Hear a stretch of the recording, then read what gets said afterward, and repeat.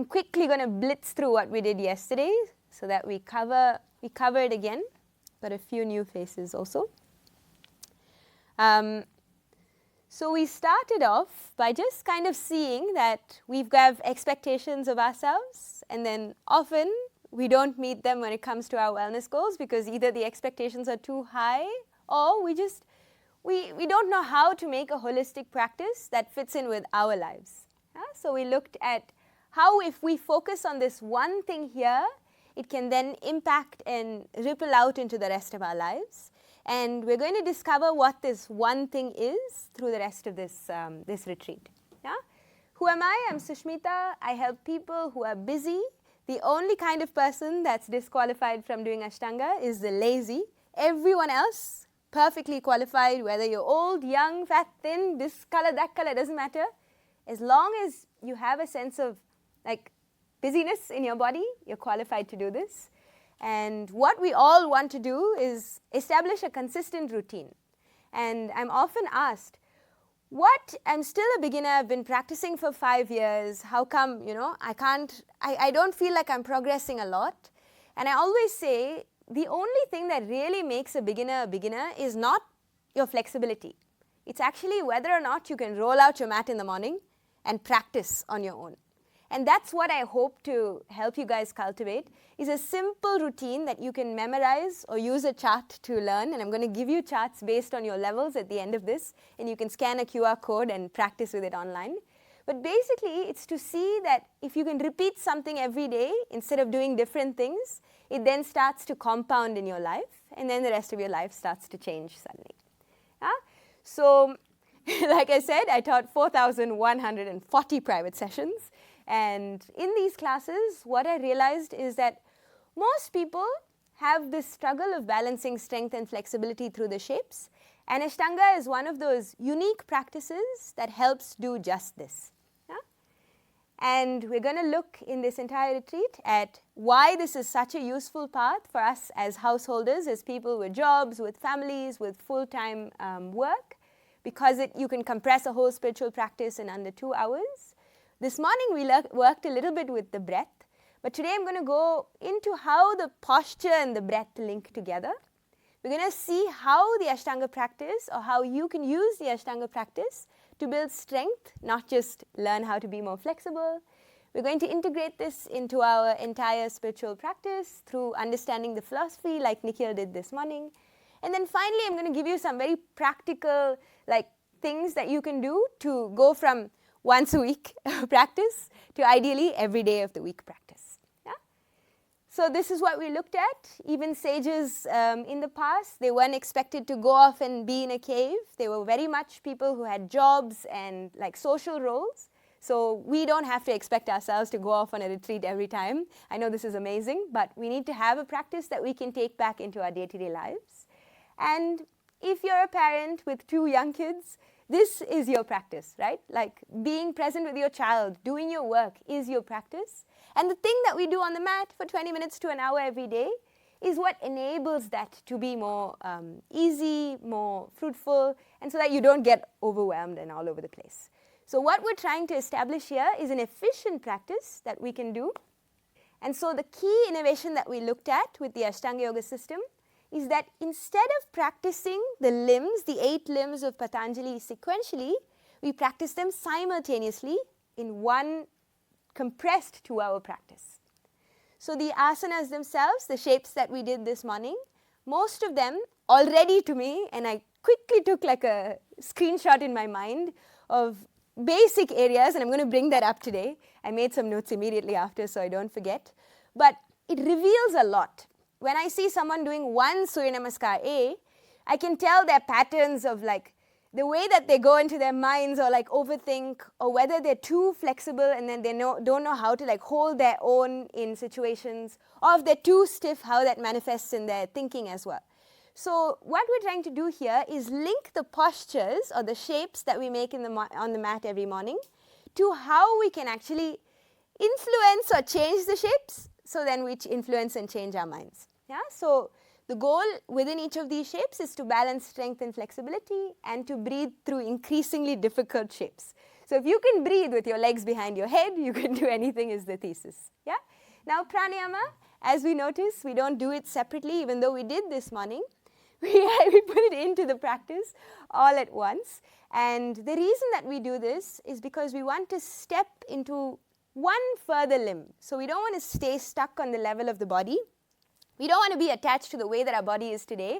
Maybe today I can do these things, but 20 years from now, 30 years from now, or even if I injure myself or I stub my toe, I may not be able to do those things. So how can we in our day-to-day lives bring in this pranayama, bring in this sense of breathing into whatever shape we're holding, even scroll asana and sleep asana and all the other asanas we looked at yesterday, all of those asanas that we generally take, which are just positions that the body naturally takes. If we can bring in this pranayama, if we can bring in this breathing, we can then spread this life force energy throughout. We have more access to it, which means we can tap into that reservoir of the prana, and it means that everything we do becomes like a moving meditation. It's an open-eyed, fully awake kind of meditation. Yeah? Next we looked at pratyahara. Pratyahara means? Anyone? Don't look up. Yes, exactly. So it's pulling the senses inwards. We can't shut off, go live in a cave, or be in sensory deprivation tanks. We've got to engage with the world, but it's choosing how to tune into the right thing in any given moment. Imagine if we were in a subway and you hear a toddler screaming, you can smell these like hot cross buns, and you're looking at this thing for your train, and there's so much overwhelming information in your environment. Your intellect's got to quickly tune in and say, okay, this is the time of my train, here's my ticket, I've got to go, right? So what we're trying to do is almost sharpen the senses in an electric sharpener, like we did this morning with our Brahma Mudra. We're sharpening it outside of these situations so that when we go into these stressful situations, we know how to use them effectively. So it's like pressing a button and it goes. Instead of feeling a sense of sluggishness and it's a bit slower, the whole body will slowly start to wake up. And asana is that process. It's this process of the body being this dense, gross thing that's unawake, and then through breathing, through moving, through working with the spine, we then wake it up. Yeah? And then we looked at dharana. Dharana means?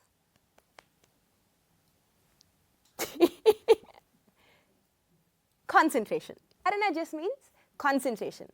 Now I kept saying in today's class, I said, count your own breaths down from 5 to 1. That aspect of the vinyasa count, which is the language of Ashtanga, it underlies every single position, every transition of getting into the shape, getting out of the shape, has a count. And this count then prevents the mind from wandering, but it also gives you a measure. It's like a steady measure. You don't do one thing in your day-to-day life excessively and then do the other. It's not imbalanced. You do it equally. You hold the pose for 5 breaths, you transition. You hold the pose for 5 breaths, and this light touch skill is what we're developing that we can then translate into the rest of our lives. So I have 20 things to do today. I'm going to take each one, focus on it, finish it, move on. Yeah? So it's that ability to fully immerse our senses. So it's doing 2 things. It's one, teaching you how to focus on a single thing. Like today I said focus on your thumbs. So you're focusing on your thumbs, but it's also a simultaneous awareness. So it's singular focus, being able to put the mind on a thing and say it's going to stay there, unlike a monkey that goes everywhere.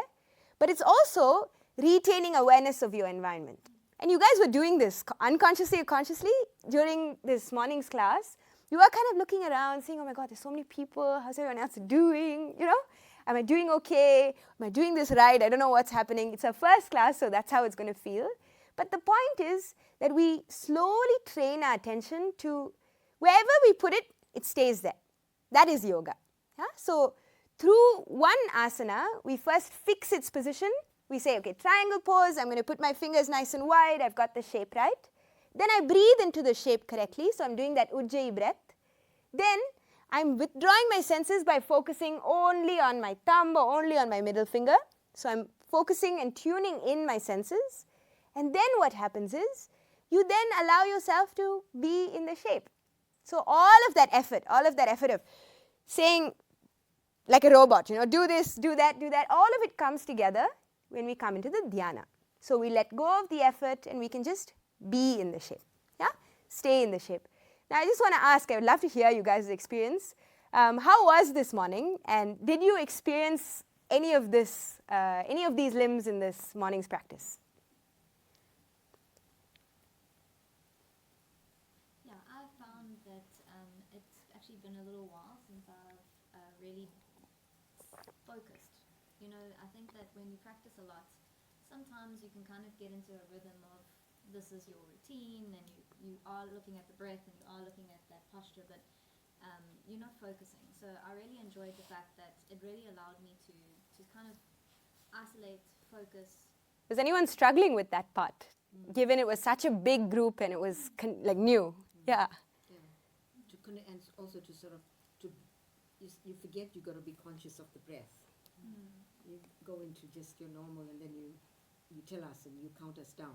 Yes. So, yeah, it was a bit like you needed to be reminded to refocus. That's the hardest part. That's the training.